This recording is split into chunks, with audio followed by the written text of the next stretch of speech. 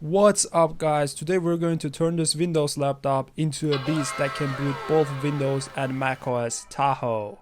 Starting off with literally nothing, we cannot even boot into Windows. What the f?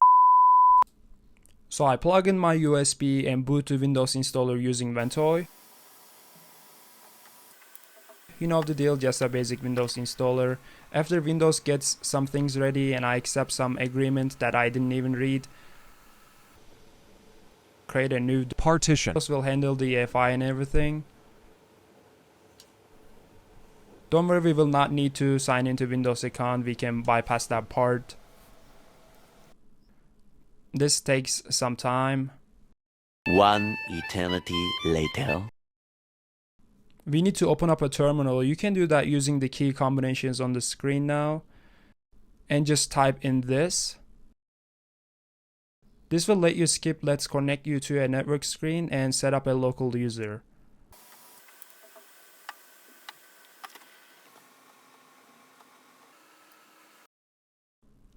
Of course I don't have Ethernet. What is Windows thinking?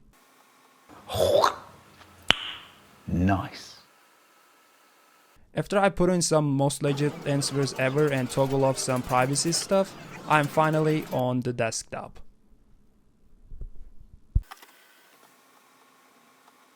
So the first thing I do is connect to my Wi-Fi, and after that we need to build our EFI.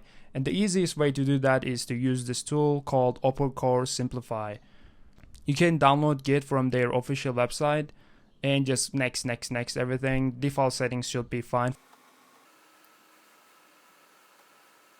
Well, my friends, if the screen goes black for no reason, what that could be? Of course, it's Windows installing drivers, so that's a good thing actually. Don't forget to clone OpenCore Simplify. So I plugged in my USB. You gotta make sure that you're not missing drivers because this tool may not work properly. Make sure you have no missing drivers. Now once you run it for the first time, it's gonna ask you, should I install Python? Just say yes. It will download and install that for you. Normally I would have Python, but yeah. So for the first time, we're gonna say no to this. We're not gonna skip the update process because we need to update stuff. But the second time it asks you, you gotta say yes and skip that. Now we're gonna select hardware report and export hardware report. This will get all of your USB mappings and everything, and will tell you what macOS versions you can run, including macOS Tahoe. Tahoe? Tahoe or Tahoe? How do I pronounce that? Wait. Tahoe. Now since I have an Intel Wi-Fi card on this machine, it asks me which text should you go with. Now since I don't daily drive this, it doesn't really matter if Wi-Fi works for me or not. So I am gonna go with the first option.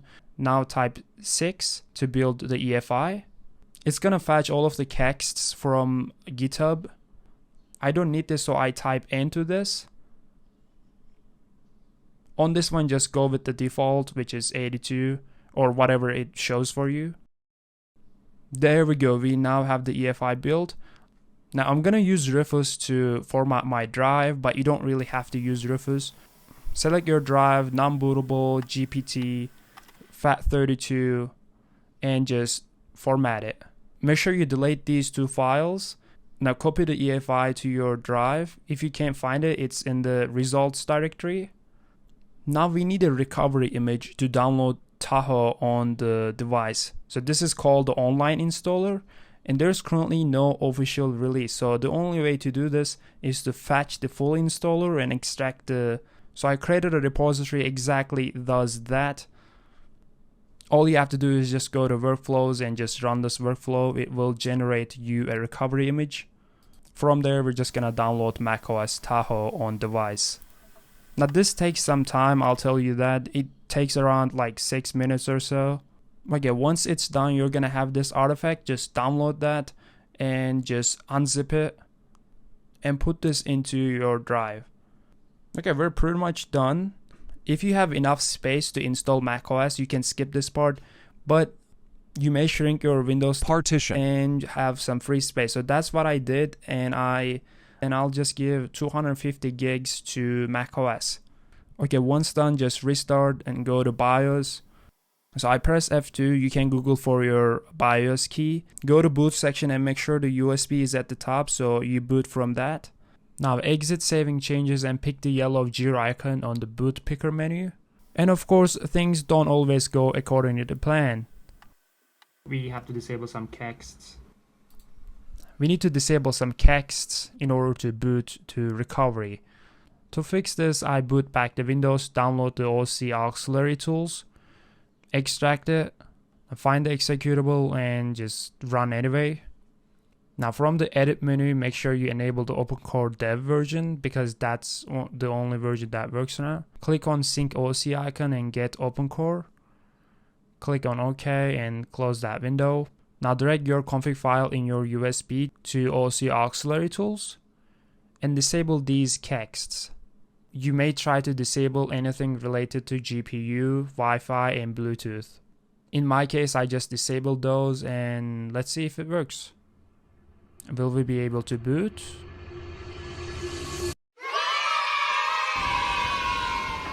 I'm just gonna snatch my Ethernet cable from my main PC and plug it into this laptop. Just click on next, open up disk utility, select your drive and erase. But something strange happens when I erase the disk. It is now 409 gigs. So the reason why this happens is I think macOS sees that unallocated space and just, hey, why this is unallocated? Let me just have that. So that's kind of interesting. If you have unallocated space, macOS will take that as well. That's something to keep in mind. The next day. They just don't touch anything. Don't change the picker. Always go with the same picker.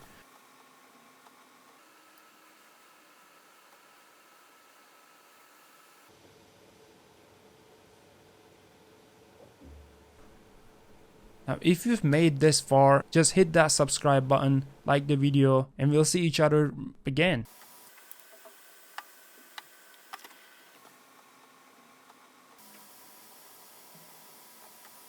And again, we got stuck on this screen. So I booted back the Windows and enabled new to thread, which is like GPU drivers for AMD processors with iGPU.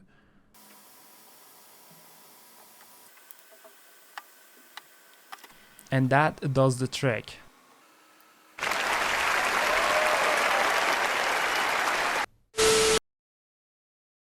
And I go through the setup.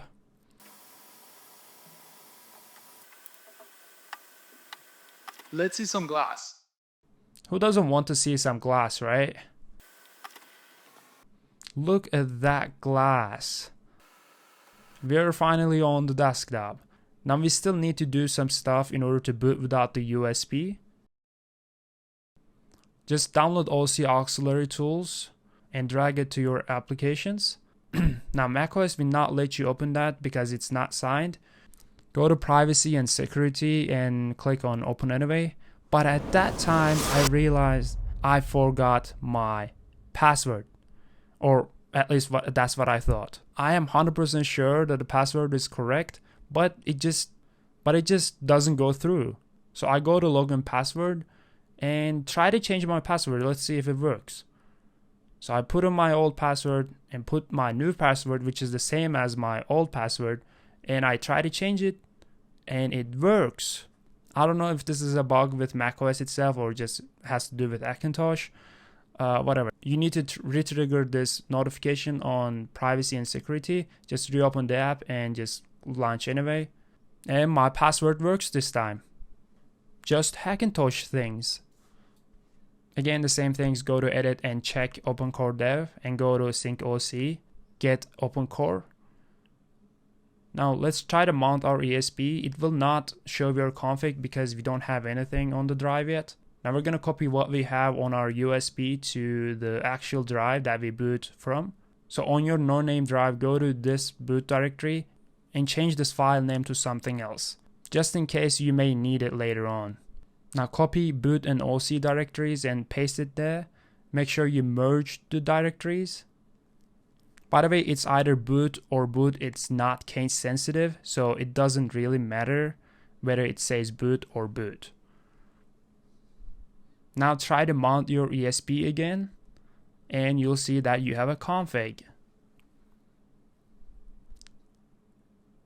Okay, now we can boot without the USB, but we need some drivers for the icons and Linux boot and etc. if you ever need that.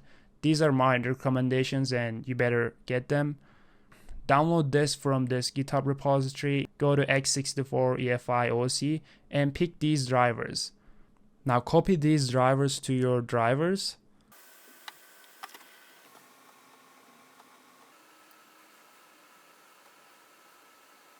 So we need to pick a theme. I like to go with Golden Gate, and that's what we've been using so far. It's pretty much modern. Now go ahead and just go to MISC settings and change the picker variant to whatever you like from there. So I want to remove the background, so I just rename the background so that it doesn't pick up. You can either delete or rename it to something else. Now go ahead and save your EFI, and you see we get some errors. This is because OC auxiliary tools just defaults the load early value to be checked, but it should not be checked, at least for this OpenCore version. In UEFI drivers tab and save them, you see errors are gone. Now in order to have the boot chime, you need this tool. I'll let you know that this tool is not open source, and there are a couple different ways to get this working, but this is the easiest way. Once you download the tool, just open it up. Again, it will not let you open that, so just go to privacy and security and just open anyway. Now at the top right, you're gonna see a gear icon. Just click on that and mount your partition. Go to UEFI and pick the option you have here. Set the audio mask to -1. Enable the audio support and make sure play chime is enabled. Okay, now I'm gonna go ahead and save that. There you go. Now I want to also change the icons, so I got these icons from an OpenCore theme. I'll link some in the description. To install these, I'm just gonna go to my EFI, OC, resources, image, and just paste them there. The macOS icon should be called Apple and Windows, Windows. If you restart your PC right now, it's gonna boot to Windows. We're still not done with dual booting, so we need to boot into Windows. I'm just going to open up a terminal as administrator and just type in this. Make sure you don't make any spelling mistakes because it could ruin your setup. Everything is done. Congrats. Subscribe.